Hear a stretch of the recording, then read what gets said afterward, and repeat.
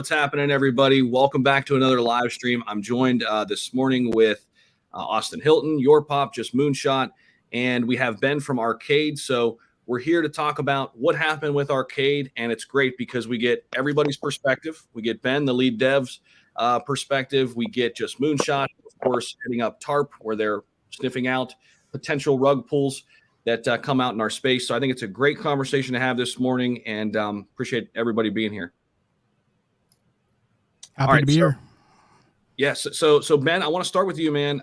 Basically, I'm going to put up the message you sent me privately. So for everybody unaware, Arcade was launched yesterday. Some wonky things happened. So I don't want to say this happened or that happened. I want this to be an open dialogue. Let's talk about it. And this is how everybody learns. So I'm going to share what you shared to me and just kind of have you make the opening statement, walk us through what happened. And the floor is yours, Ben. Alrighty. So I'm on my broken phone. So pretty much yesterday at around, we'd scheduled a 3-hour window for our launch period. This had been strictly determined between an internal meeting. You know, like this isn't a one-man show. Like, yes, I'm lead dev, but you know, there's very intricate planning from our end to ensure everything went smoothly. Now, nothing went smoothly, even though to an absolute degree, like I had all bases covered. Now, the original plan was that I was just going to be in voice chat. Per se, I gave my dev, Joe, who's a reputable figure in the space and is the most, you know, is the coolest guy that you'll ever meet, super genuine, passionate about being like a dev, really, about contracts. I gave him the keys to the Lambo, and I just said, "You're driving. I'm going to go in voice chat and just talk to everybody and just, you know, talk about the project. You know, we're just gonna hype them up. We're gonna, you know, just spill them about what it is I intend to be delivering. The project itself, if anybody had any questions, which there were obviously questions, you know, everybody's going to have their own independent inquiries as to why they should be aping and, you know, why they should be investing. And by all means, more than happy for people to be doing that. So that 3-hour window, which we had pretty much planned to launch around I think it's the 8 o'clock Eastern Standard Time, which is about midday for us, so about 12 o'clock lunch. We said, we're going to have it as a surprise. The only person that's going to drop the contract is Joe. Joe will be releasing the contract pretty much, like, none of us will know when he's going to do it. Obviously, in our team chat, we're saying, you know, like, when do you reckon he's going to do it? You know, to my surprise, you know, like, I was driving my car to go meet my team in anticipation that, you know, I was just in the voice chat running it through everything. Was going to go meet my team to sit down and to be ready for launch, you know, to watch charts and to, you know, talk to everybody and be around my Australian friends, the ones that are actually a part of the inside team. And it was kind of like 10, 15 minutes until that period we kind of set, and Joe had said, okay, just, you know, just to point the contract, just, you know, blah, blah, blah. Give me about half an hour. So I've gone back to voice chat completely off grid. I was talking to a guy called Dan at the time. He was asking me about, you know, from the educational perspective. I can remember exactly what he asked me. He asked me, I'm a gamer. I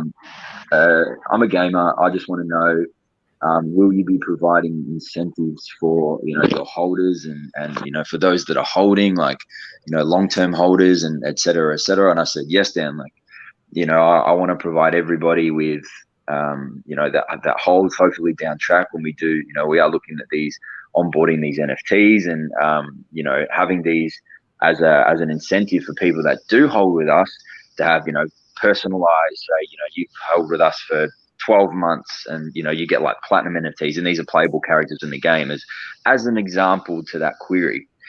In around that time, while I was talking, you know, like, this is me being honest, the only person that would have known what that contract was Joe and Joe alone. And I assumed that if he was going to sent any message, as in that he was ready, that would have been sent to either me in a DM, or it would have been posted in the team in our war room, which is what I call it. The war room would have been, the green light to say, okay, we're about to go live. And while I was completely off guard and just answering some questions whilst driving, the contract was pinned. And I'm frazzled, and I mean, even those that were in the voice chat and kind of vouch for me, that I just thought, we were caught off guard. One of the team members pinned that, which looked like a forward message from Joe, pinned that said contract, and there was about an 11-minute window where people were buying, including myself, whilst I was driving, because I was just like, whoa, like we've gone live, like crap, he's launched it, sooner than I thought. And I was a bit angry myself because I wasn't, back to my plan, but I was just rolling with it. And then, in that meantime, while I was, saying, who's explaining Joe's position as a dev and somebody that I trust to be, running a legitimate, contract, and basically the way that we initiated that window was as a layer of sniper protection. Obviously, everybody's aware that in these early low caps and fair launches that they can be heavily botted. So by me kind of doing like a hybrid stealth launch, with that time window, as opposed to a predominant, like a specific time, the point of it was to hopefully catch some snipers off guard. Maybe those that were looking at, any live pairs might have been quick to ape, that would be blacklisted. And then, we would be able to kind of cover that early buy bots with blacklisting, kind of protect everybody. The stealth component kind of throws everybody off guard because they're just too busy listening to me in voice chat. So that was the plan. And obviously that was not how the plan went, having one of the team members, mechanic, my marketing officer, who introduced me to all you guys.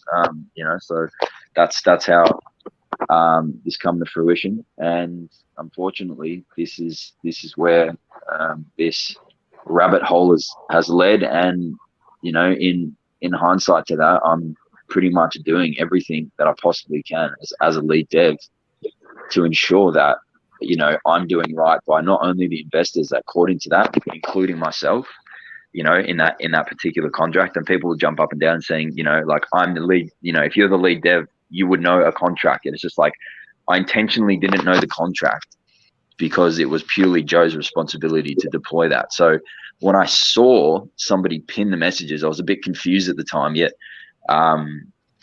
surprised as well that from what it did look like, had Joe's name in it, which turns out being, after I'd called Joe shortly after, being like, people are complaining, what the hell have you done?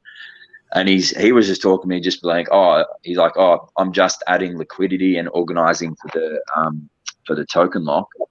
And he's like, what are you talking about? So that was when it kind of hit me square in the face that, holy crap, what the hell is that contract? What has he done? Where's that come from? Because, like I'm kind of busy doing one thing and relying on Joe to do his part of the show, which was contract, launch, making sure everything was completely 100% safe for investors. And then all of a sudden there's just this malicious component of,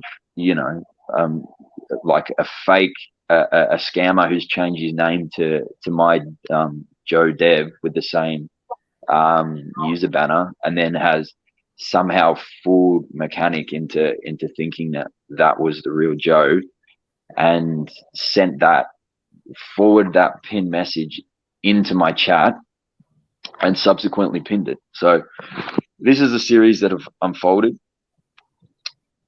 I spent 6 hours in voice chat yesterday, just listening, talking to, being the voice of reason, being the person to be a punching bag, you name it. Like, trust me when I say this was the last thing that I had anticipated to happen. And like, I had planned everything, like prior to launch, we had a 14-man team meeting. Everybody had their responsibilities.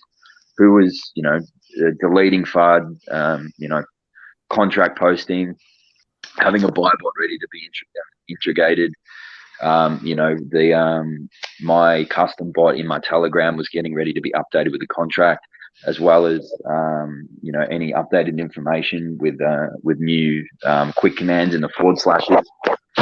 So these are all things that were delegated with responsibility. So I think everybody was quite busy with just getting their side of things ready, and that includes like my design guys and just getting some little banners ready and saying, we are live. And I don't know if anybody's been in the chat, but I'm usually quite proactive with having little Telegram banners and things that we can keep the community engaged with, visual content. So there was quite a lot going on yesterday. Probably in the moment, like I was confused of the contract itself and its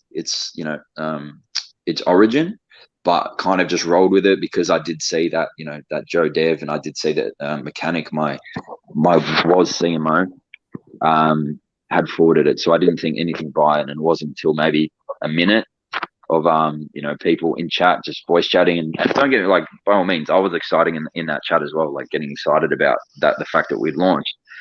So when people started being like, oh, like, what the hell, like, I can't verify, or I can't buy, and that's when I went and double checked, and obviously relaying to you what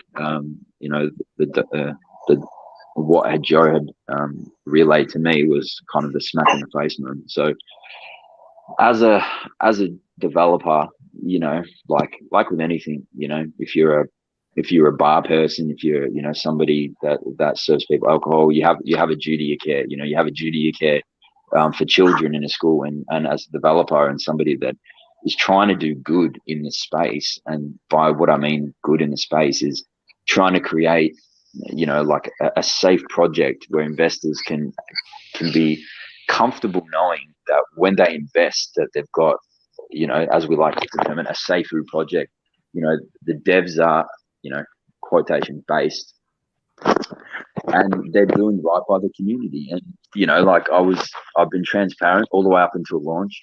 I've been transparent with my team, everybody that I've talked to. I've been transparent with my vision, my goals, like how I want this project to succeed, how I envision it being, stable in the market, and the things that I believe I can bring into the space just through my interpretation of untraditional play to earn, current play to earn methodologies, and bringing that modernization into it, as you can see with anybody that has been following my project, the games that I've looked at, the ways in which I anticipate to bring secondary revenue streams through the token with external real fiat rewards, and using this as a closed economic cycle. So a lot of planning had gone into it, and lots of hours, lots of sleepless hours of just long days.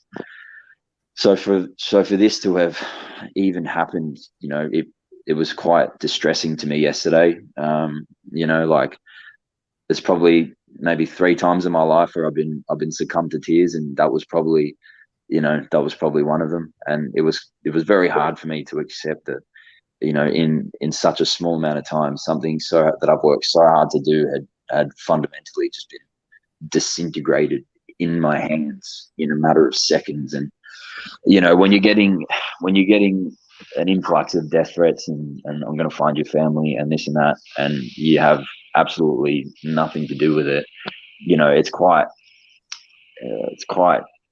confronting. And then you've got the other extreme of just being able to have people that know me and vouch for me and support me and my vision. Otherwise they obviously wouldn't be, they wouldn't have put their name out there to we'll call it, to call for me, or to to send to their own friends and investors just like yourselves. And and they're the kind of the voice of reason, and the ones that have been kind of patting me on the back and be like, it's okay, like these things happen. It could have happened to anybody, and it has happened. There are other projects that have something similar, and unfortunately, you can't envision that. Like, it doesn't matter in my head how many times I went over, how things would play out. Like, this is just not something that I had ever envisioned would be something I would have to talk about as a problem to fix. So, like I said, going back to that duty of care, even though that contract wasn't mine, and like I still haven't technically launched, I feel that I have to do right by the community, and I'm in this space to create, like, to bring education through games. Like, that's really how I wanted to do that subtle undernotes of crypto influence with with my rect game, or anything that I can incorporate to kind of subtly teach people about cryptocurrencies is kind of the direction that I'm going. And I wanted to eventually incorporate almost like Leapfrog, which is like those games for children. My 2-year-old niece plays these Leapfrog games, which are like math and literacy based, just like little fun games for kids that you kind of just learn about maths and English.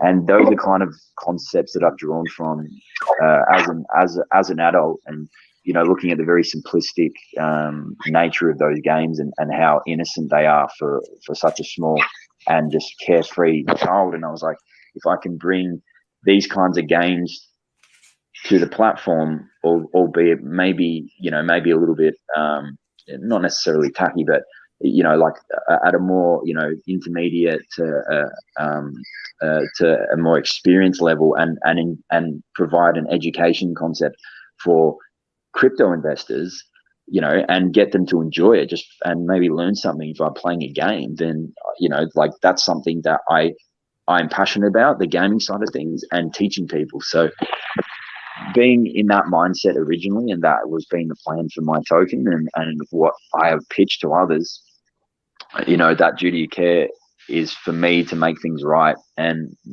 I've been scratching my head and umming and ahhing, and what I can do to rectify things, and to kind of clear my name, and leave of all kind of fault. And people will point their fingers and say, you're in on it and you're just in for a 50% bag. But it's like, man, like, I put money into that contract as well. I had my family sitting there at this, at the office, at my brother's office that I went to, who bought in that. His friends, like, we're all waiting for this. Was a big launch day penciled in a diary that I'd anticipated for.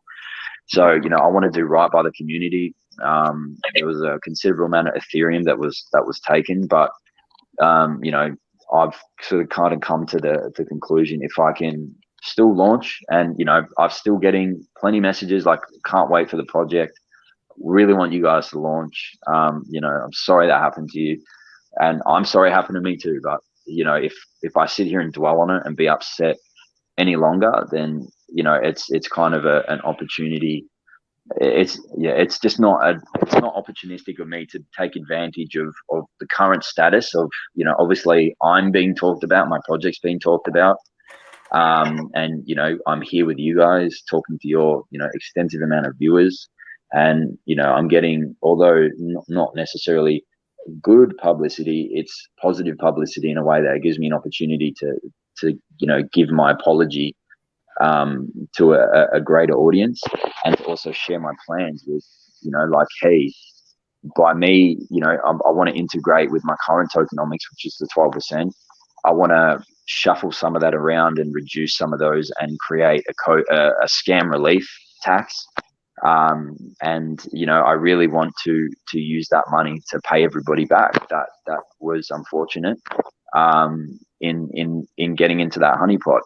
And I've had influencers, and some of my team that have offered to, if it launches, or when we launch and we are successful, which they obviously anticipate, that they'd like to contribute some of their money from their allocation to paying that back as well. That's if obviously the tax doesn't accrue enough in the initial standings. But just for my own conscience, and something that is so unconscionable by somebody, and I can't point fingers at the and say he's the culprit 100%, because it's such a delicate thing to kind of understand.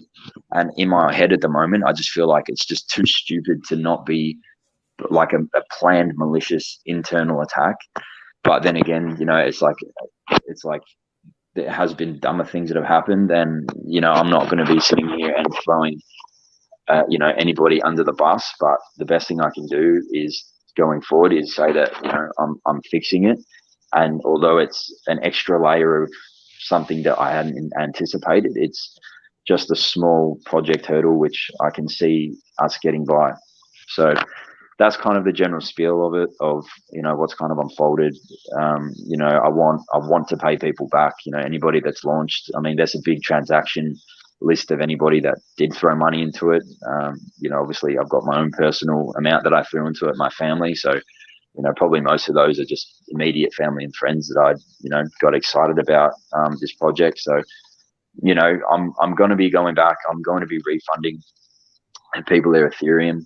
Obviously, I don't have a bankroll like that just to be able to pay everyone back now. Otherwise, I probably would have.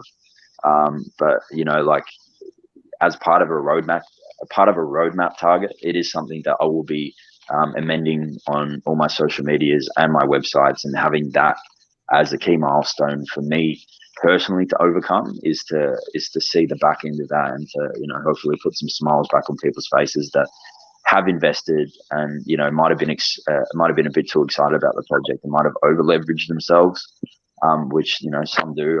I'm guilty of having done that.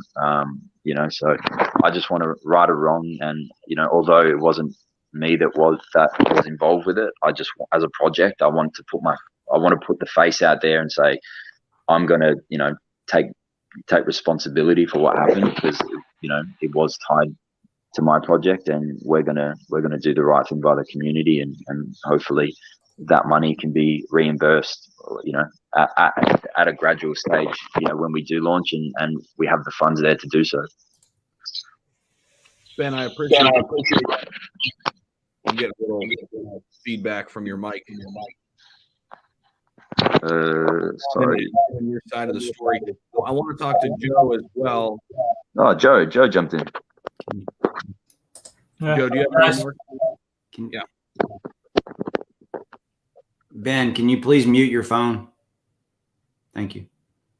Go ahead, Joe. Do you have anything to add to what Ben said? I know you came in a little bit late, and then I want to go to Moonshot, and he's the professional, at this stage. So I want him to ask some of the questions. And again, I appreciate you guys coming on. This is a platform for us to all learn about this together. You guys give your side of the story, and this is a learning opportunity for everybody. So Joe, go ahead. Yeah, so like I said, I came in a little late, so I'm not really sure how exactly what was Ben saying in the beginning. But the story from my end is I was working on the contract to be deployed. I've been testing the contract for the past 2 days. And the contract was ready to go. I was finishing up, stuff for I'm deploying everything through mostly automation. And then, as I'm getting close, I told the guys, we're maybe 30 minutes away. And then I went to continue my work. And then suddenly Ben is calling me and saying, hey, what's going on with what's going on in our contract? Why can't people sell? I'm saying, well, I haven't deployed any contract yet. So, what's going on? And that's where we started scrambling. So that's kind of what happened. I guess in a way, I'm lucked out on that one. I'm probably the only person who didn't buy the scam contract, because I knew there wasn't a contract to be buying. But I wasn't even in a Telegram. I jumped in after Ben gave me the phone call, and that's when we started basically moving towards what the hell is going on. So I'm not really sure what else I can add to that, because we're all still trying to figure out how exactly that happened, and why the contract was posted or where it came from. Okay, I appreciate that, and I think there might be some questions both of you guys can jump into. So for everybody out there, if you don't know who Just Moonshot is, he's from Tarp. I'll show you the website here in a minute. They are creating a project to make the space safer. So from your perspective, Justin, what's a leading question here you have for Ben and Joe after kind of hearing their remarks? So the first question I always ask in this situation, and I know that Joe was saying that he was writing the contract, but generally the first thing I ask is the contract outsourced or is it done in-house? It's all like the contract that we were gonna deploy. That's all my code. I write all my contracts myself. I don't copy paste, like most devs in this space do. So the contract I have ready for this that's been written fully by myself. So we've got that ready. Obviously, we're going to change it a bit because of some of the tokenomics, as Ben was saying. We're going to change it to hopefully take some text to make a relief fund or something like that. But yeah, like that, we do have the contract that is in-house, basically. Yeah. So that's usually my first question, just to get it out of the way. As far as it goes, looking at kind of what happened yesterday, just so you guys know in the chat, just kind of what we were seeing. So I was messaged about this. I looked into the contract. There was a bot that was attacking the contract constantly that then had the suicide code or suicide transaction sent to it, which kills the contract. And then obviously liquidity was pulled. So from that side, things looked pretty bad, obviously. There's no shock there. But it's not every day that you see a bot that gets self-destructed like that. And so that felt very weird right off the bat. Everything kind of looked strange. Obviously, honeypot with a bot selling. So going through just kind of the transactions and everything, if it wasn't the main contract, I mean, let this be a lesson that, you have to have your contract verified and on the blockchain well before launch. Because you could have something happen like this because, let's be honest, everyone knows you're coming out with a contract, and if it's not on the blockchain, anyone can create one with that name. So, yeah, looking at the totals, it was about 559,000. How is that going to affect your ability to continue? From a financial point of view, it's, like when you're looking at your accountant books and a legitimate business, I mean, it is a substantial amount of money. And obviously that's not something that originally would have been factored into, into my plans. Like I had a substantive budget going forward for this, but realistically, Justin, if I have to be with it, it's just something that I personally need to do. And as a project, like it's just something that we'll get through. Like there's other tokens out there that that are doing that have similar utilities, as well as might not necessarily be on the scale in which I'm looking at, kind of upscaling to, but good teams, really good community, and I've kind of tapped into all of these communities, and I know some of them at a personal level from just being in their own communities and being a investor. So I know that they've got quite substantial, like their particular tax wallets are in the in that 1,000 Ethereum bracket. Now I can't tell you exactly how much or how well this project would go. I'm hoping everything and all the stepping stones that are currently putting in place now to kind of explain ourselves and myself and Joe, like it's 3:00 in the morning here. I set an alarm to jump up to be here with you guys because I felt it right to kind of explain this to you. And it's just a hurdle. It's money that it's the investors' money to begin with. That tax is coming from them. So I'm just going to kind of write that off as kind of money that's not there. And then as soon as it's paid back, it'll just be business as usual, and my plans don't change. Like I've still got my game developers doing their thing. I've still got the guys that are doing my marketing, and all my design stuff still going, and then my team is still sitting there trying to work on the PR stuff. And I've got quite a nice, a really nice spray of on my team, and the individuals all have their own unique attributes. And as a team, like I really think that this is just something that we can overcome. And I just don't think a lot of people would have done what I'm doing now, let alone after launch, without having taking this as a serious step in the right direction. So that's all I really have to say about that. And I understand that 500 or 1,000, but I do intend to pay that back and do right by the community. So the one thing that I think that you would need to make clear is that you're taking that from the dev wallet and not from some other things. So, for example, if you're switching reflections from, say, X amount down to be putting that into the recovery fund, then all you're doing is taking money again from the investors and redistributing that. So it needs to come from a dev wallet at the end of the day. Yeah. Well, as in, like, you think I should be paying that money personally back, or? Well, the project needs to be paying it back. So whether that's from the marketing wallet, from the dev wallet, but I would say just be careful. You know, obviously, if you go and you try and move too many tokenomics around, it's got to be from those two, like your marketing and from your marketing. Or from the dev. Well, we technically haven't launched yet, so the tokenomics is easily changed. The original marketing was about the original tokenomics were about a 12%.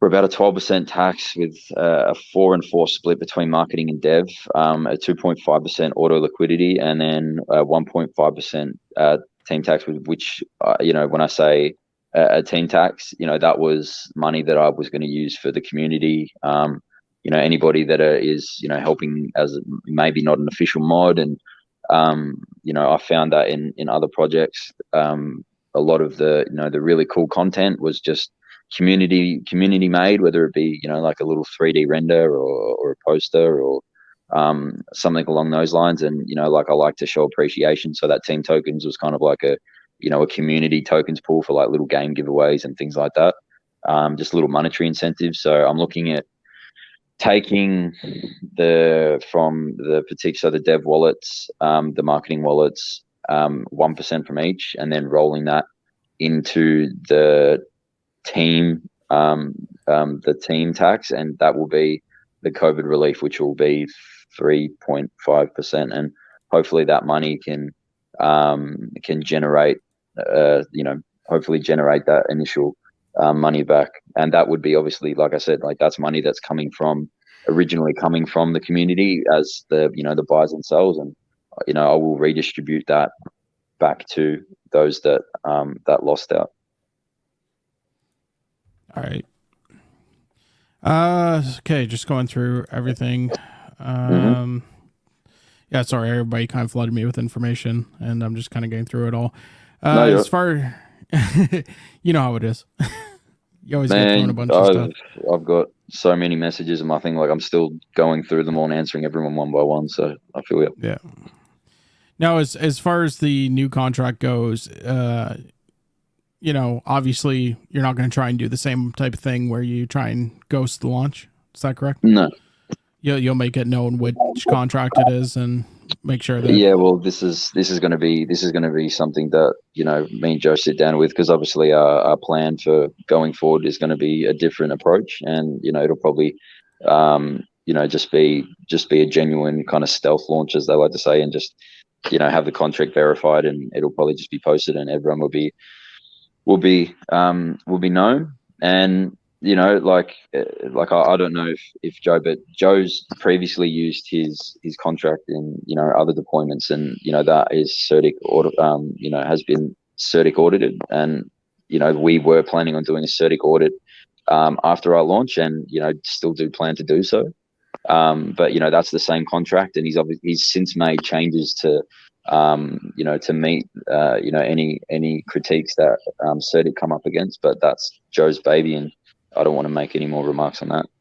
But, you know, that is a good, solid contract that he's been working on and slowly tinkering with over time. Now, as far as it goes, so Joe's going to be doing the deployment himself? Joe is the contractor. Of anything that's contract related and deployment, Joe will do himself. Okay. If you guys have any questions, you go ahead. I'm going to look into a couple things here quickly. Yeah, can I ask a question quick? So, you know, for Joe and Ben, your contract was ready to go during that 6 to 9 p.m. Yeah, Eastern. yeah. So we have Moonshot here, and, you know, we're going to talk about something we're going to do in the future with Tarp, and he's going to be kind of one of our people who will look at contracts prior to, you know, getting coverage. So I anticipate that your contract is ready. So, I mean, if you wouldn't mind, I think this would reassure a lot of the investors if you could send a contract to Justin for him to look at. I think that would be a reasonable request, if that makes sense. Yeah, I mean, I personally have no problem with that. It'd just be Joe. It's up to him, because that's obviously it's his. Like he's got all that. I have nothing to do with that. Yeah. Yeah. Well, I can speak to that. I think we between the people here, we are hopefully all trusted. So I have no issue sharing it. Assuming like we're not sharing it outside, because the reason we weren't sharing it before launch was to not give the snipers and the bots that are crazy in this place these days any indication what the measures are going to be to stop them. So we didn't want anybody to see it, but like I can share the code with a few trusted people. I can even show you transactions on testnet where the code has been I've made 10 iterations before I was confident that it's good to go. So I can show you that it's been going for the last 2 days before then. So I'll be happy to share that, but obviously I wouldn't be doing it public because we still haven't finalized the plan on the new launch. So when we can do that with Ben, that's fine. But like before then, we can do a private, show what the contract is, and somebody can definitely review it. I have no issue with that. Perfect. And I think that would be, again, the Tarp guys, because Austin, Zach, and I, if we look at the contract, we'd be just looking at code and not understand what's going on. I'm the same. Yeah. I just say that's in your basket, Joe. I'm just going to talk to people. Yeah. And also, Ben, one other thing that I wanted to mention is I think you're a known developer within the crypto space, if I'm not mistaken. I don't know if that's you, whoever the lead dev of Arcade is, because I asked a few other developers about you, and they're like, "Oh yeah, we know the guy who's behind the project, and he has a good track record." Because that was kind of we do our own vetting process right before we just mention the token. So I asked about you with other developers in the ERC20 space, and they said, they know who you are and you've led other projects in the past. Is that a true statement? I've been a part of a lot of teams. I'm not stealing anybody's intellectual property per se, but I'm somebody that I offer quite a lot for other teams, and I've been planning Arcade for quite some time at my own liberty, and it's just small planning. It's drawing little pencil sketches on a piece of paper while I'm having breakfast on the weekend with my partner, or just some downtime that I've got when I'm just relaxing at home, and it's just whether it be just typing away on computer. So my name in the space is important to me. Like I'm not like the last thing that I would ever set out to do is to hurt people, and like I've been victim just as much as the next guy. Don't get me wrong, like I've fallen trapped to honeypots and scams, all kinds of things, and it's unfortunate. So my whole endeavors of me creating an own token was that I could implement my own methodologies and ideas, and and share how I think a token and a community should be run and marketed, and how people should be integrated into those decision makings. So like I do appreciate that people have put my name forward and really really given me a good rap, and I do value those people, and these are the people that have been in my DMs and be like, don't worry about it, and that's the encouragement side of things. So I hope that those people will remain by my side and giving me that that little push in the right direction to help me kind of keep my head focused. It's been a stressful day. It's still it's been a 24-hour block now, with obviously the events unfolded, but it's not hindering me in still moving in the right direction, in the direction that me and Joe have been planning for the last several months. And that's as simple as what we've been talking about. And Joe can vouch for you. Like I annoy him at all hours in the morning because we're in like the complete opposite time zones. He hates me. I don't think he slept properly for the last 3 months. So I've been bugging the poor guy nonstop, asking him questions, and we're going to do this, or incorporate this in the code. We're going to do this. Look, we're going to launch this way. We're going to go. Let's go talk to these people. And he's just like a blind puppy with just me annoying him at the seat. So like I've been working on this at my own liberty for a long time. And yesterday was kindly everything was coming to a reality, and obviously the little bubble was burst. And here I am fixing things like I'm good at. So this is just one more thing on my list to do, unfortunately, but I think it's good do for everybody that was affected. Joe, did you have anything to add? No, really, like, what Ben said is exactly, been working on it for a while, and we're obviously like scrambling right now to fix the situation as best as we can, given what happened. But I'm pretty sure we can come back from this. So, hopefully we still have enough trust with some of the community, and like we had people come out, to back us, to say, like that people in the community know some of us, and they did come out to speak, say like we're not the people to be scamming. So hopefully we can show, in time that like we're serious about this one.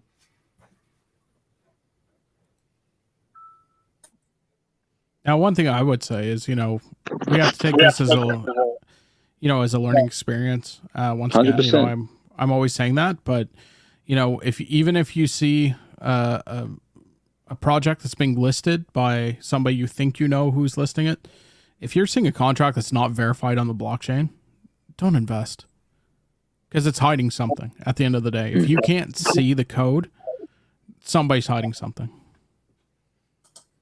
I think that's a good advice, but obviously we all know, like people trying to get in on a launch early, they're just going to skip all these security measures because all rationale goes out the window. Exactly. Even my own rationale.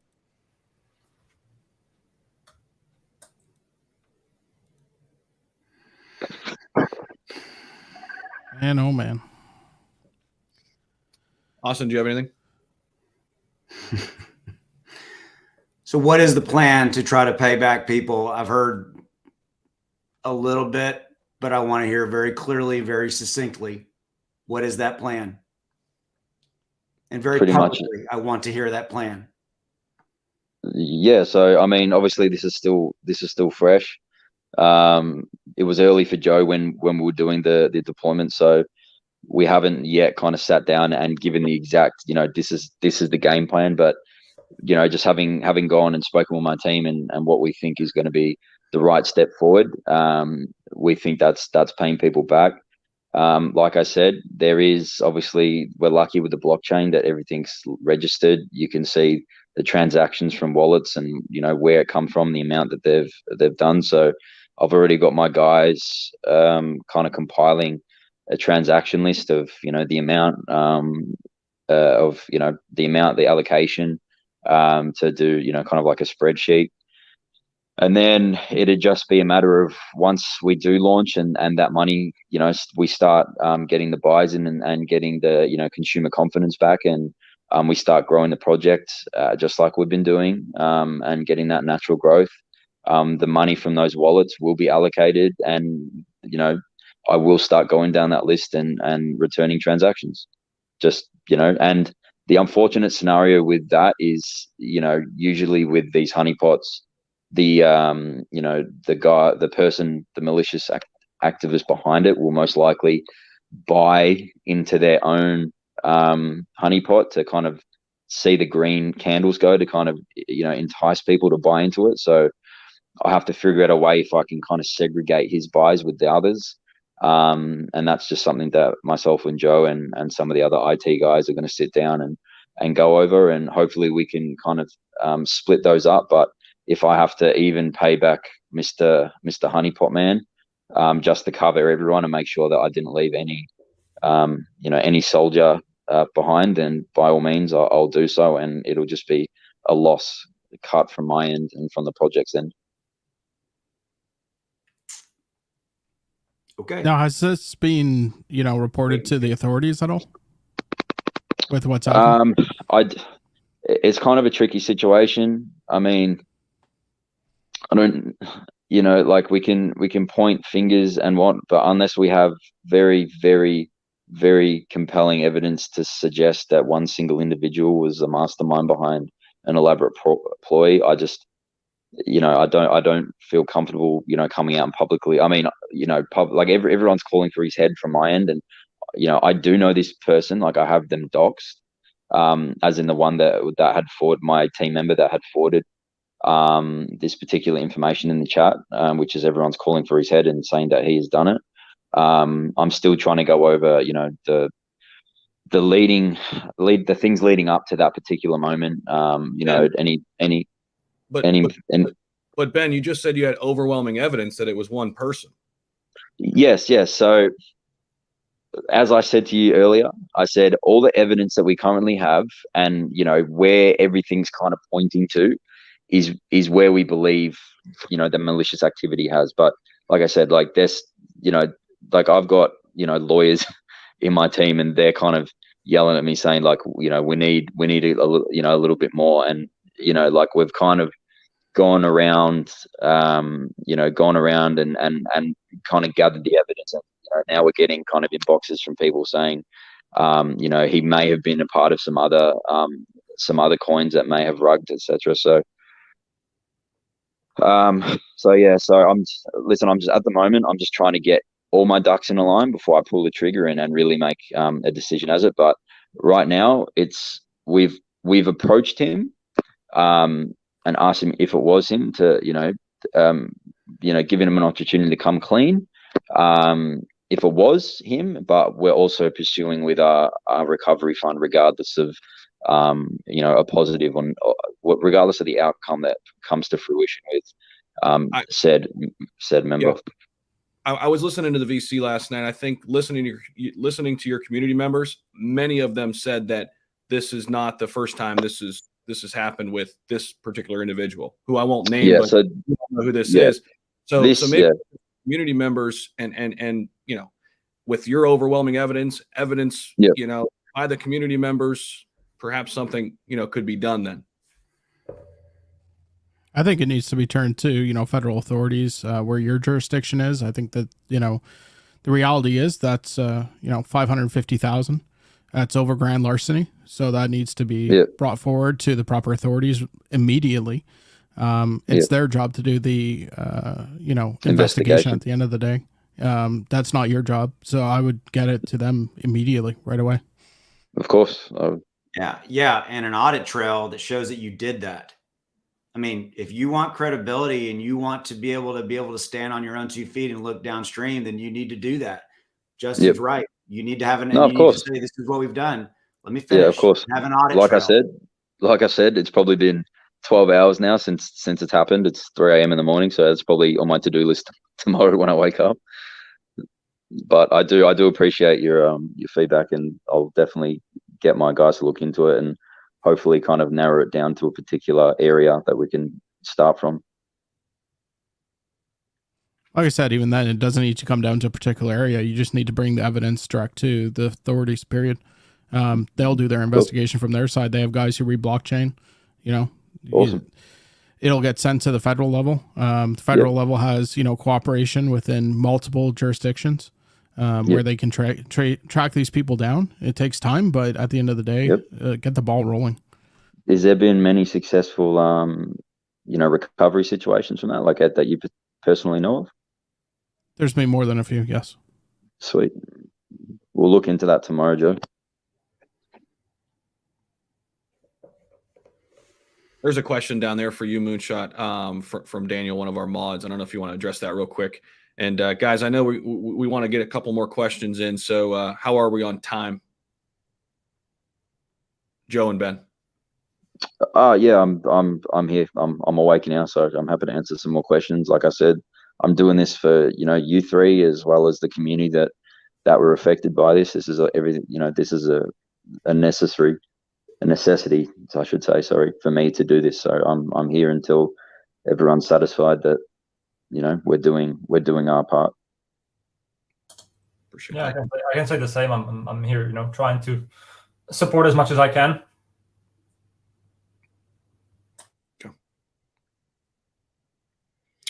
Moonshot, do you want to address that one from Daniel? I don't know if this is at like, does this kind of, I think this goes along with this is, yeah, like, I mean, as far as it goes, we can kind of look into anything as far as it goes, whether it's on GitHub, on the blockchain, you know, as far as that, you know, if you have something, send it to us. It takes time to get through everything. And obviously we got like a million things going on at once, but we can definitely look into stuff for you.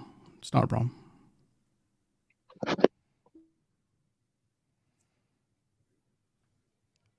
Oh, Zach, you're muted. Zach, you're muted.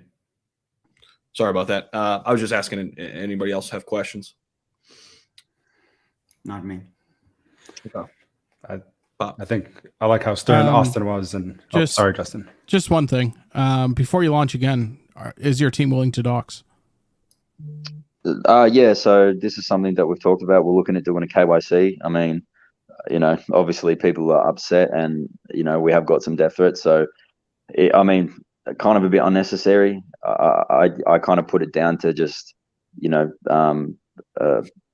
emotions caught up with the whole scenario. So I'm okay with that. I might leave it a little bit of time at the moment to probably publicly dox everybody, but it's definitely something me and Joe were anticipating to do, because we want to put our name to our business, really, and to our project, and to have that run parallel with its success. I'm happy to dox to you guys in chat, so then that's not a problem to me. And we have been looking at doing a KYC, which was what was mentioned with some of the community yesterday when we were just talking about a game plan going forward. So I think Joe's on the same page with me as that one as well. Yeah, we've discussed this. That I think that's the best way to go forward. Yep. We're not hiding behind a screen. We're legitimately. I've just got a bit of a tired face at the moment, but I'm happy to dox to you guys, no dramas whatsoever. And I'm also currently in the process of looking for a KYC, doing the KYC for the community's sake, to show that we have done that, our due diligence from their end for them.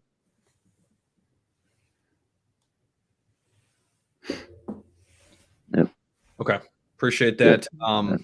Do you guys have anything else you want to just say on your behalf? And then I think we'll keep things rolling. Austin, Pop, Moonshot, if you guys want to hang on and just we can continue to kind of talk about this after Ben and Joe leave us. I know you guys need to get some sleep, but any kind of parting words, floor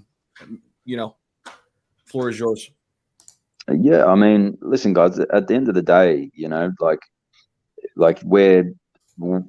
I've put my dream on paper, and I've gathered the team around me to help me encompass that, and to move forward with its direction. And I gave everybody the benefit of the doubt in my team, and I still have that. I'm kind of questioning it now, but it's unfair of me to do that, because I know that the rest of my team are personal friends, and people that I actually know and have been around in the space for a while, just like Joe. I've known Joe for quite some time. Joe actually has his own Telegram channel, which is Ethereum Token Spotter, which is literally a little bot code that he wrote to pick out malicious content in code. So honeypots and rugs, and just give people kind of like a pre-warning. That's his own little brainchild that he had, just to help community, trying to kind of filter any new any new buys, or any live pairs. So these are the kind of people that I've got in my project and have the same vision as me. So those of you that messaged me privately and gave me words of encouragement, I just want to put that on record, that I really do appreciate that, and I am currently going down my DMs and answering everybody. And I've made it known that if anybody has any questions, that my DM, my Telegram's open. I want you guys to get in touch with me.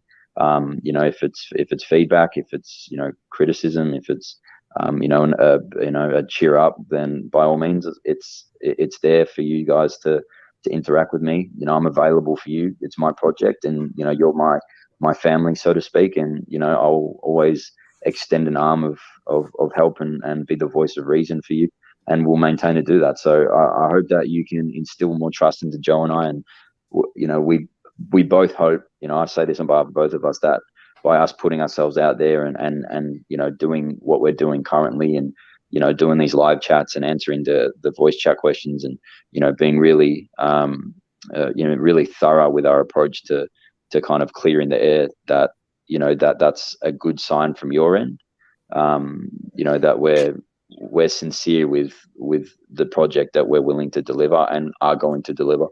So we hope that you can stick with us, and hopefully this is laughed at in a couple of weeks when we launch, and and everyone's looking back at it and just be like, those guys, can't believe they did that. So, once again, it's going to be a moment that we scribble into probably crypto, and it's going to be a learning lesson for all. And I hope it is a learning lesson for all. And I've obviously made that very clear to my team as well as my other, developer friends, and say, listen, like this is what happened. Like, if you guys are doing any project launches, and make sure that you don't repeat our mistakes. And that's the only way that you can start looking at these things. So we're going to do right by the community.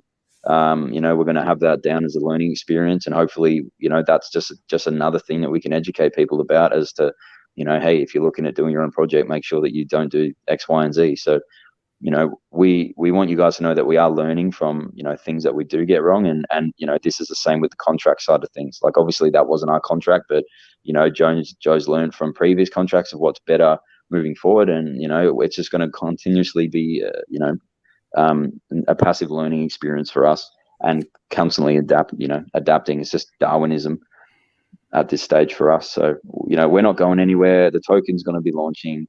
The games are still there. Like, my vision is still there. The team is still there. Obviously said team has ties have been cut. We are a man light, but that is for the benefit of our reputation, as well as the token's reputation. That unfortunately, even if he was innocent down track, it's just something that I can't kind of look past as an honest mistake. So going forward, we are we're moving as a single unit and a well-oiled machine as usual. So just instill faith with us. That's all I ask for, and good things will come. Joe, anything you want to say? Yeah, I think Ben pretty much covered it. I really appreciate being invited on this live stream today, to address whatever happened yesterday. And as Ben said, it's like we're really trying to clear the reputation for both the project and the people involved. So like we're happy that we have this chance, and I hope the community will stick by with us. Thank you. Appreciate your time, guys, and you guys can drop off. We're gonna react to it, but wanted to give you your time and the ability to kind of speak from your side of the fence. So appreciate it. Take care. Yeah, no, Zach, if you want to message me, either Justin, we can organize for Joe to send you that contract, and you guys can go over that. And hopefully, if you can give the feedback on it, that'd be awesome. Even if you green light it and everybody knows that, hey, like, this is the contract that's supposed to be launched, that's actually a pretty good one. So that would be kind of also a little bonus for us, having that little extra layer of verification. I'll leave that to Moonshot. Yeah, that's just something. I mean, that's something you guys suggested, having just the comb over it, the actual one. So, Okay. All right. Appreciate that, man. Justin, go ahead. Yeah, we'll take a look. Cool. Thanks, Justin. Thanks, guys. I appreciate your time and talking to us, even though it was mostly me talking, but it was needed.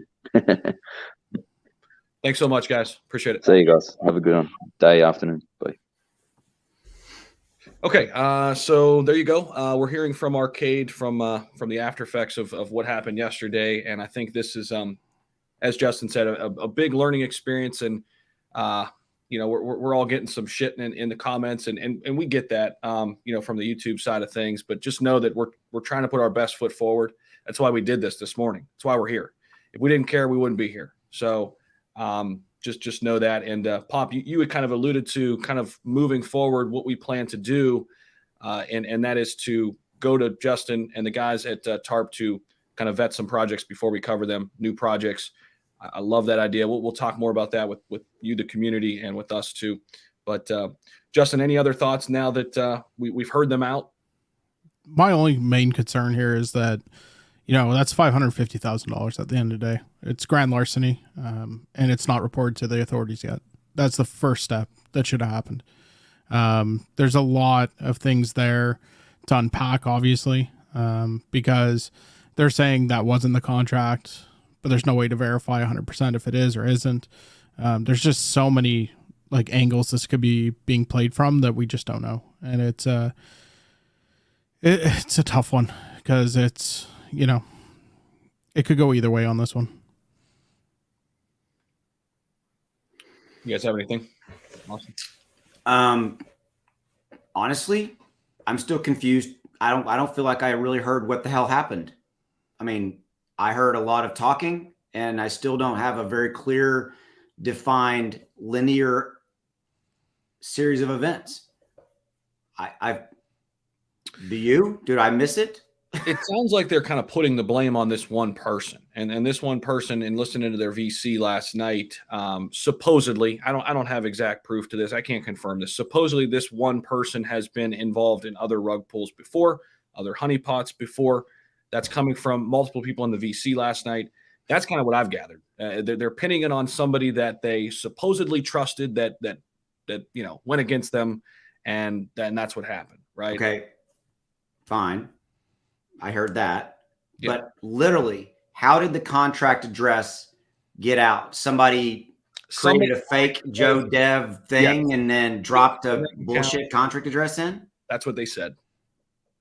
And so everybody was asleep at the wheel. What's his name was driving his car, this or that. I'm sorry, but if you're launching a project you've been working on forever, you sit at your damn computer and you're in every single part of it. And if you're overseeing it, you're looking at every part of it. If this is truly your baby that you babysat for however long it is, then you're watching every damn minute of it. Yeah, and I don't want to go too psychological here, but I was a communication professor. There was a contradiction. This is something we call, that his tone didn't match up with what he was saying, and this is something that we study all the time as like communication professionals. It's like he didn't seem as concerned as the words were, right? His nonverbals, his tone didn't match that. So that was something that reached. I know that's way out of left field, but that was something that stuck out to me. Again, it's a big learning experience. I mean, I'm glad we're doing this. I'm learning. I know everybody else is out there learning too. And I also want to address something. Sorry, Zach, because we got people dropping in. Yes, I put money into this. I put 1.5 Ethereum into this. I don't know what Zach and Yourpop did.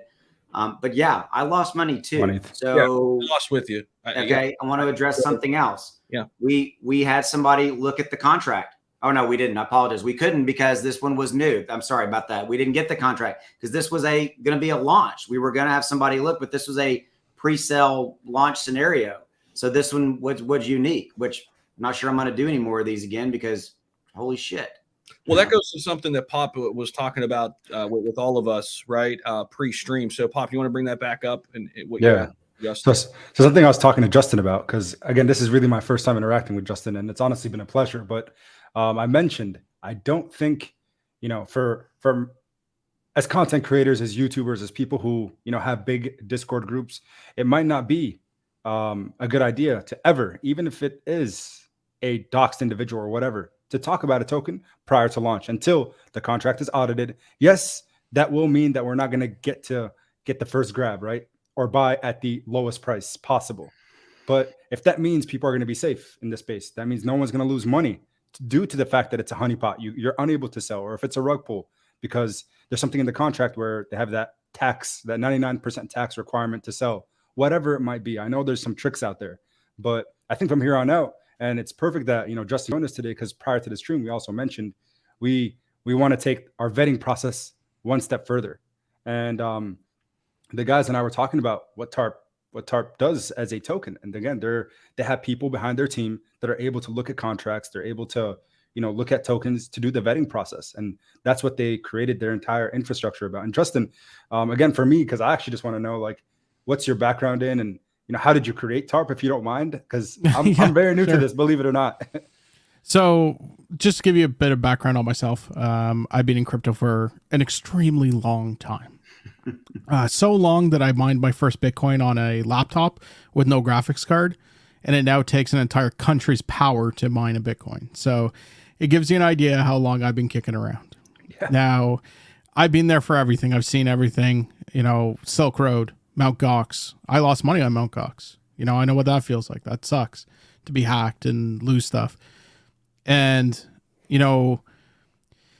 I spent a lot of time with Chad on his channel, Chad Reddings. And, a lot of people always ask, would I ever do my own project? And I said, I can't do my own project unless it has utility or something along those lines. And so what we looked at was making kind of the joke token. Cause you know, we've all talked about it at some point. What if somebody created a rug pull token that never got rug pulled? Right. So that's how the whole kind of thing came. And I said, I still can't do it because I need something to it. Like it can't just be a joke. And Matt said to me, you know, helping people, educating people, and getting stuff, you know, people safe, that is utility at the end of the day. And I kind of went to bed. I couldn't sleep that night. The whole kind of concept of everything started coming to me. Sat down with Matt the next morning, and lo and behold, we launched. So we kind of went at it. And so for me, you know, I look at every contract that I invest in. On my channel, people ask me all the time to look into contracts. We do it live on my channel. You know, that's kind of what I do. It's who I am. So that's where this whole thing comes together, and makes sense as a token. If I'm going to create a token, let's make it a good one. Yeah, absolutely. And yeah, we have some humor to us. I mean, you know, we like to have fun and stuff like that, but we also take the business side extremely seriously. And, you know, that's based around rug pulls and stuff like that. And, you know, we're always trying to keep people safe. You know, some people don't like it when we call something out, but you know, that's the burden we're willing to take. Keep everybody safe. Justin, I have two things. Number one, I remember you telling a story. I don't know where, if you told it to us offline or on an AMA, that I think you were trying to get listed on CoinGecko or CoinMarketCap, and they kept denying you because of your name. Because of one word. Because of rug. Because of one word. I just thought that made me laugh for a while. I thought that was awesome. They came back to us and they said, you have rug in your name. And I'm like, okay, well, you have 14 other tokens that have rug in their name. Like, let's go. And it wasn't until CoinMarketCap actually listed us that they finally changed their tune. So it was kind of a fun experience. Wow. So I want to bring this. I want to, you know me, you guys know me. I have to say things like 3 times. So I want to kind of re-clarify and bring this home to what Pop was saying is that, so yes, guys, we have a vetting process. And I will also tell you up front, nothing is 100% sure. And I'm on record as saying that, Zach and Pop, et cetera. And so what we're saying is that we are taking it to the next level. We're going to add Tarp as into that process and going to become a main part of that process to look at and to verify and all that kind of stuff. Now, interestingly enough, correct me if I'm wrong, Zach, is that wouldn't have solved the problem here. In the arcade scenario, I mean, granted, I've agreed, right, Justin? We've all said, hey, don't necessarily try to be the first person in on these pre-launch where the contract, here's the contract address, right? Because we didn't know what the contract address, you couldn't have audited it anyway. So is that an accurate statement, Justin? That's a great question. So if you had come to me and said, hey, we're thinking of looking at this token, and I asked the contract and you can't give me the contract, I'm going to red light you right there. There you go. Straight up. You know, I'd rather take the side of caution in that case, right? Because it's exciting to be in a launch, right? But we also know that, you know, you have your launch, you make a little bit of money, take some profits. It's good. It's fun. But then, you know, if you're investing in the project, I mean, that's only the first little blip on the chart. There's opportunities after that, you know, for long after. So, you know, you don't need to try and, you know, get every single one. So if I see something that's, you know, uncomfortable to me, I just call a red flag and say, nope, not for me. Yeah, no, that's cool. So I wanted to Pop, I wanted to bring that home to, you know, to your point is that this is something that what we're going to do. And so again, full transparency here, guys, is that we get approached constantly every single day with tokens and projects that are wanting to get access to you guys. I mean, we've built these massive channels, and again, thank you for giving us a voice in this. And so we turn the vast majority of them down. Yes, we have an internal process, but we're adding Tarp into this mix to give one more validity and even stronger validity check. Beyond that, though, it's a scenario where, you know, if we do take a sponsored video, which we all do, and by the way, almost all crypto YouTubers do in one form or fashion, then, you know, then it'll be Tarp verified, period. So there you go. So. Yeah, we're looking forward to working with you, going through those contracts and making sure, you know, everybody's safe. Because at the end of the day, this is what Tarp is about, is creating, you know, strategic partnerships that we help keep the community safe as a whole. And the fact that you guys have such a great following, you know, we'll be able to help even more people. And at the end of the day, that is exactly what Tarp's about. And so I'm really thrilled at the opportunity. I just want to address one thing real quick too, kind of a little off topic, but some people are saying we kind of took it easy on them and whatnot. Listen, we wanted to keep this as I a gotta close the door. conversation. You hear the dogs? The dogs are gone. Must be getting some from Amazon. Probably. Yeah. Apologize. Go ahead. I mean, I'm seeing you guys. Oh, you guys didn't hit the hard hitting questions. You didn't listen. I think what people want is like attack. That's not our style. We want to have a conversation, and take it for what you will. You can believe in what they say, or kind of think otherwise. So that's all I had on that front. Sorry. Yeah. And can you pull up Jay Cannon's? And I want to comment. Go ahead. Yourpop. What were you gonna say? Yeah, I was gonna say for everybody again, because I was looking at the comments throughout the night too. But ultimately, all we need for them to do is repay every investor that lost money. It's 382 individuals that are holders of this token. Mm-hmm. Do the thing that Justin mentioned, and that is reported to the authorities at their local jurisdiction. And if they want to relaunch after that, fully dox, then maybe there could be some conversation downstream. But ultimately, again, for them to make it right, or they burned a bridge completely, is pay everybody back. I don't think any of us as the content creators or as people who invested, Austin, Zach, and I'll speak for everyone, we don't care about our loss. We care about the loss of the audience, the loss of our Discord members. That is the loss that is actually painful, because that's the gut feeling. I was like, I can't sell. Well, that means nobody can sell. Yeah. So that's ultimately what it comes down to. So I'd like to thank you for bringing that up. I mean, so yeah, I had Patreon members that were, it was not pretty, to say the least. I'm going to choose my words carefully there. And I understand their side of it. I felt the exact same way.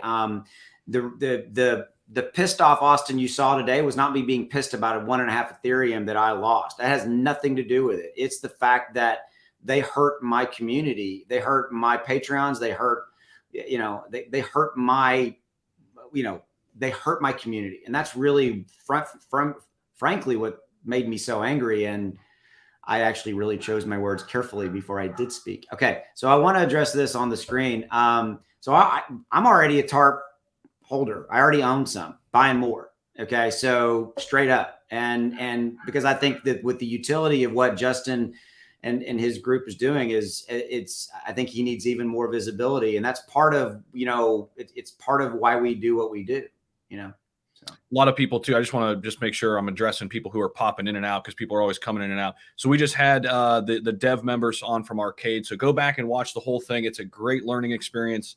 There was, should we just, what should we call it? This is where I'm struggling. Is it a rug pull? Is it a honeypot? Something happened yesterday. Okay. Investors all lost their money, and we're addressing it here. And you can hear their side of the story. You can hear some of the questions that we asked, especially the ones that Justin addressed. And so definitely go back and listen. It's a great learning tool if you're just popping in. Yeah. So Justin, let me ask you, what do you think happened? It was this mistaken identity, or, what's your... That's the thing. I mean, I could go into 1,000 different scenarios, right? Where it was somebody who created a fake account on Telegram. We see it all the time, right? So is that a possibility? Yes. Was it somebody within the team? Possibilities, yes. At the end of the day, what we need to do is we need to, get the investigation started and figure out what the hell actually happened. And one of the things that needs to be done is figure out where the hell that money went. Because if it's going to an exchange, it can be stopped there, but somebody has to report it, right? And at the end of the day, yeah, it's just, there's so many ways. It's a tough one. Like, there's things I would like to say, but I also want to be PC at the same time, right? It's, I see your anger, Austin, and, I feel it. I feel it in my soul right now, because this is the kind of stuff that pisses me off. Yeah. Because at the end of the day, this doesn't just affect those 392 people who bought, but it affects everybody who was looking in on it. And now we're like, okay, maybe crypto's not for me. And that hurts the entire community. And that pisses me off. Absolutely. Yeah. Amen, brother. And it's, the frustrating thing being visible like we are is that and it's part of the role. I get it. And it's part of the job I signed up for, that I'm we're targets, and I'm okay with that. I mean, I'm not saying that's not poor, pitiful me at all. It's just part of the job. But ironically, it's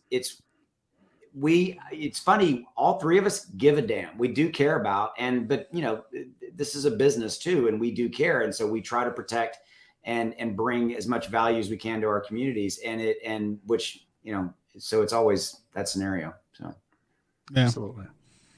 Yeah. And just addressing a question from earlier before we end the stream, someone asked if they asked if Austin, Zach, and Yourpop, are you guys investing in Tarp? And 100% transparency, and no offense, Justin, at all, because again, I really didn't know too much about the project. I saw the name, I saw it on Twitter, and I was like, I don't know enough about the project to really put money into it. And it's funny because I've heard of you, and I know there's like a Discord group that we're both interacting in. But again, to be 100% honest, I'm not invested. I have never invested. I haven't, covered the token. But guess what? After today, I'm going to put money in this project because I believe in it. And Tarp is now a part of our team. I will do what I can to help this project get more eyes. Justin, I hope that I can interview on the channel.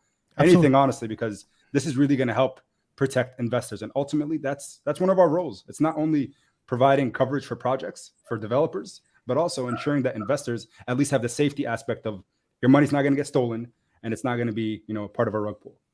But volatility, we can't control that, of course. Price action, we can't control that. It's crypto. It's going to be volatile. That's what makes us. That's what makes us all money at the end of the day is the volatility. Exactly.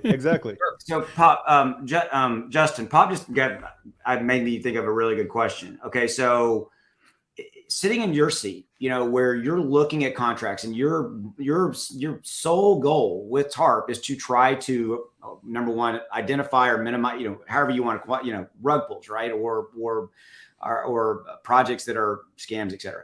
Yeah. How do you, we all say like, hey, nothing is 100% guaranteed, right? And so, can you kind of speak to that a little bit? Because I mean, I've been around crypto for a while, not as long as you, dude. I mean, shit, I was probably in diapers when you were doing. I don't know, actually, I'm 50, so I may be older than you, but you get my point. So, can you speak to that a little bit? Yeah. So, I mean, the way we look at it, there's different avenues you have to look at when you're looking for either a scam or an issue within crypto. You look at something like, let's say, Token Sniffer that will go out and look at a contract. It's not looking necessarily at the deployer and what the deployer is doing. There's so many different, pillars that you have to be looking at and kind of balancing.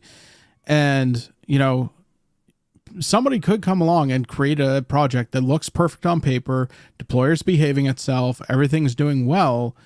But then if, for whatever reason they decide to rug, they can rug, right? Like there's still that possibility, and those things can't be seen because there's no pattern there. There's no, specific thing that we can say up to the point where it gets pulled. Now that'd be more of a traditional rug pull, if you would, where the price just goes to zero. So not a honeypot where it's just buys up and then pulled. That'd be just like a standard rug pull. No, those can be probably the hardest to find. Honeypots are pretty easy to spot just because it's in the code. It's that's right in the contract.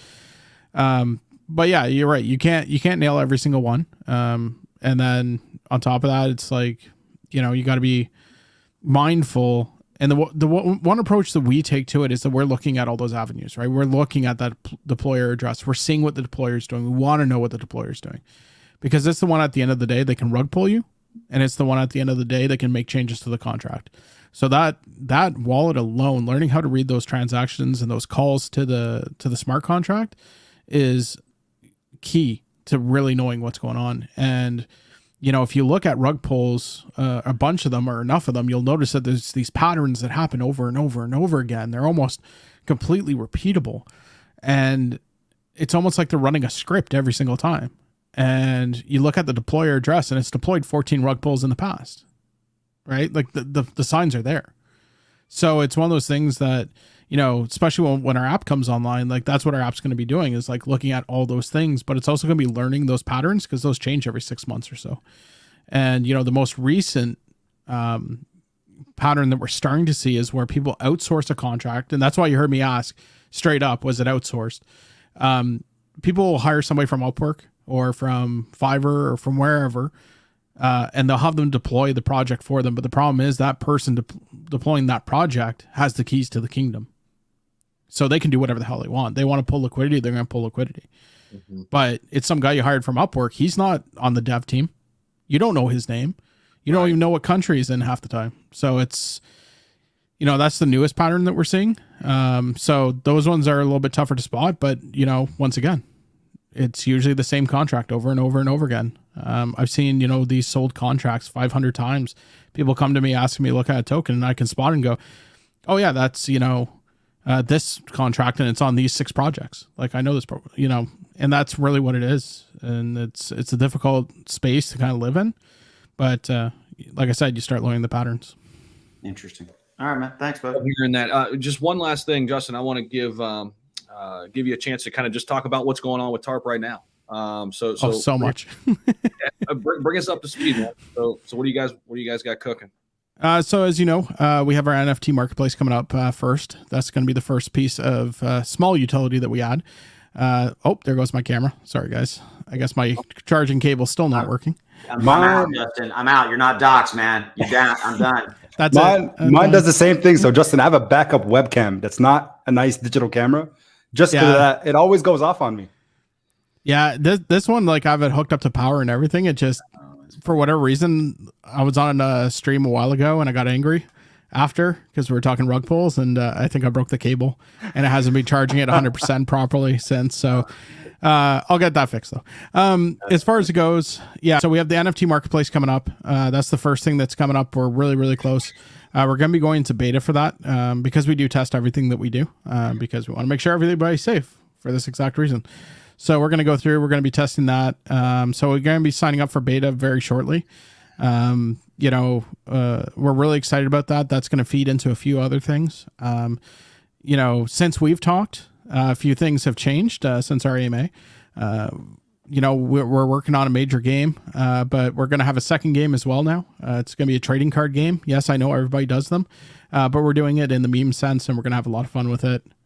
So the idea is that when you're playing, you're going to be, instead of a health bar, you'll have a wallet, and you're going to be trying to rug each other with these rug cards.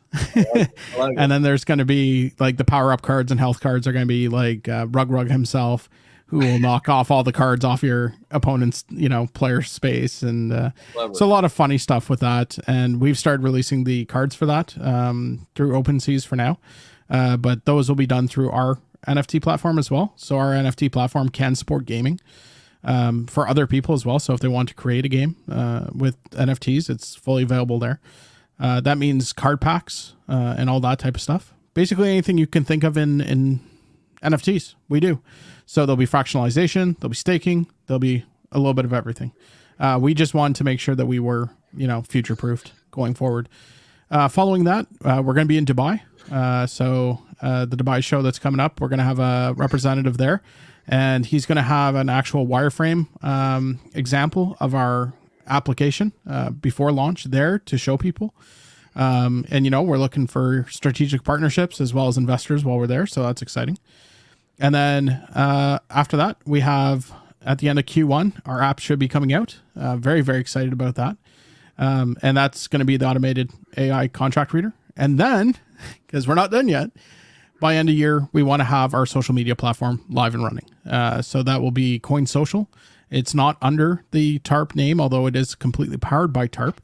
And what's going to end up happening with that is that we've created a system where all these fake accounts. There's probably 100,000 fake Zacks and Austins and Yourpops all kicking around Twitter, but it takes months to get rid of these guys. We have a way to do it within 5 seconds. So the reality is we're going to create a very niche social media platform for investors in crypto where you guys know that when you're talking to somebody, you're talking to the right person every single time. It's not even a question. And that's going to be twofold. So there's going to be the like consumer side where it's more like Twitter and you interact and same way as on Twitter. The other side is going to be the project platforms, and the project platforms are going to be more like your Telegram and Discord. And what's going to happen is they're going to be able to use those where, once again, they're still protected by those systems. The way this all ties into the investor, you guys are going to love this one. all the advertising that's done on Coin Social, done on our app, all the audits that are done in the back end are paid in Tarp, and the Tarp that is paid goes back to the community 100%. The way we have our contract set up is that we have a 1% development wallet. The idea behind that is that can fully sustain the whole project by itself. So we don't need to be charging for these services, but we will be. And that's going to be going all back to the investors themselves through different methods. So whether we're doing burns, whether we're doing giveaways, or whether we're doing airdrops and other events like that. So the idea is that the 1% sustains the project. To give you an idea what that looks like, let's say we had Saitama's volume currently. The dev wallet would make about $5.4 million per month. So if we can't do it on $5.4 million a month, we're doing something hella wrong. Right. That's cool. But we're transparent about it. We show you the math behind it, how it works. And, we don't shy behind those things. Justin, I got to ask you, man, you know how everybody gets with exchange listings. Can we get any teaser here? I saw this. So, yeah. So as far as it goes, anytime you're going through this process, you can't say which exchange you're going to be listing with until the listing starts. So we have to be very careful with what we say. I will say this, though. We're not starting at the bottom. We are in the process of getting listed. Right now, we're just waiting for our legal opinion, which is one of the requirements. It's the last requirement that we have. As soon as we have that back from the lawyers, we'll be able to list. From that point, it'll be about 7 days for them to get us deployed onto their chain and ready to go. And as far as that goes, like I said, we're not starting at the bottom. We could have gone to L-Bank. We could have gone to some of the other ones and just said, those are the ones where you can show up and say, hey, I got money. You want to list us? And they go, yeah. And you don't give them anything else except for money. Just give them money and they like you. Right. This one actually requires actual things that you need for the big ones. So this opens up the door for the next ones above us. And our idea was to skip the bottom ones, get right into the mid tiers and the high tier, and go straight for the top. And so that we're going to fast track our way all the way up. A lot of people don't know this, but once again, we're transparent. We talk about everything that we're kind of allowed to talk about. But when you do an exchange listing, what happens is you need to open the door for the next one, right? So it's like a stepping stone. You have to do this one, then you might need to do this one, and then maybe this one will talk to you. And so what we've done is we've skipped about 15 of those. So it's more beneficial to the project. It's more cost effective, but it also gives you better volume when you get listed on one of those higher end exchanges. And we've used our strategic partnerships to do that. Man, cool. A lot of great stuff coming from Tarp. So do you guys have anything else before we shut it down? No, I'm good, brother. I'm excited. I'm excited to be working with Tarp. Honestly, this is going to take everything just one step further. So thank you, Justin, for allowing us to work with your team, and more Tarp content coming from me, at least, for sure. Don't worry, we're a heck of a lot of fun. We have a great community. You'll see probably one of the nicest communities in the marketplace. That's awesome. 69 gang, the 69 gang. Yep. 69 gang. All right, Justin, I really appreciate it, man. Thanks so much for joining us today, and hopefully everybody learned something. People are giving us a little bit of shit because it turned into a Tarp AMA, but you know what? It needed to, because what they're doing is super important, and so appreciate you, brother. We'll be doing it again. Sounds good. All right, guys. Everybody, take care. See y'all soon. Thank you, guys. Have a good night. Guys, hang out after too. Good day.